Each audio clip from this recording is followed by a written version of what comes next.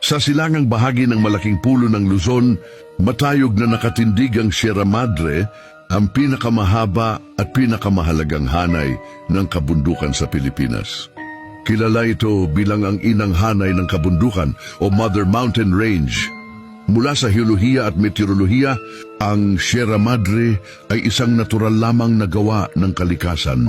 Ngunit ang epekto nito bilang harang sa bagyo ay totoong siyentipiko. Sinasabing ang Sierra Madre ay nabuo sa paglipas ng milyon-milyong taon dahil sa mga tectonic plate na nagbanggaan, nagdulot ng pagangat ng lupa at pagkakabuo ng mga bundok.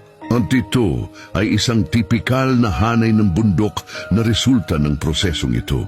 Ngunit sa kultural na pananaw, ito ay talagang harang sa bagyo dahil sa matinding sakripisyo ng diwata. Ang bawat paghina o paglihis ng bagyo ay itinuturing na patunay na tinutupad pa rin ng espiritu ng bundok ang kanyang pangako.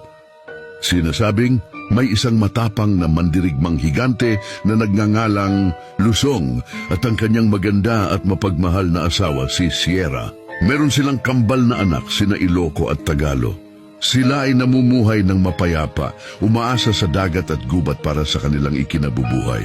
Ang kanilang katahimikan at kapayapaan ay ginugulo ni Bugsong Hangin. Siya ay hari ng mga hangin mula sa silangan na dating manliligaw na Sierra at may labis na galit at nagselos sa asawa ni Sierra na si Lusong.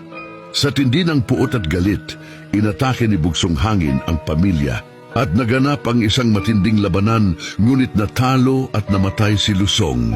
Bago pumanaw si Lusong, ipinagbilin niya kay Sierra na protektahan ang kanilang mga anak, sina Iloco at Tagalo. Upang matupad ang pangako, gumawa ng matinding sakripisyo si Sierra para sa kanyang mga anak at sa buong lugar.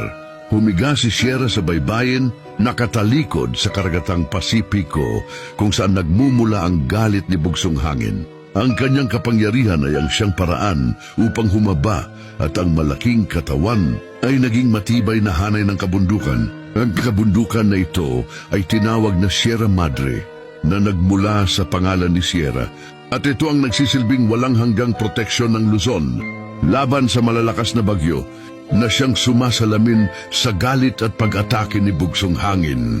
Dahil sa sakripisyong ito, nakapamuhay ng payapa ang mga inapo ni Iloco at Tagalo sa buong isla ng Luzon. Ang alamat na ito ay sikat dahil maganda nitong ipinapaliwanag ang mahalagang papel ng Sierra Madre bilang Mother Mountain at tagaprotekta ng Luzon laban sa mga bagyo na nagmumula sa Pasipiko.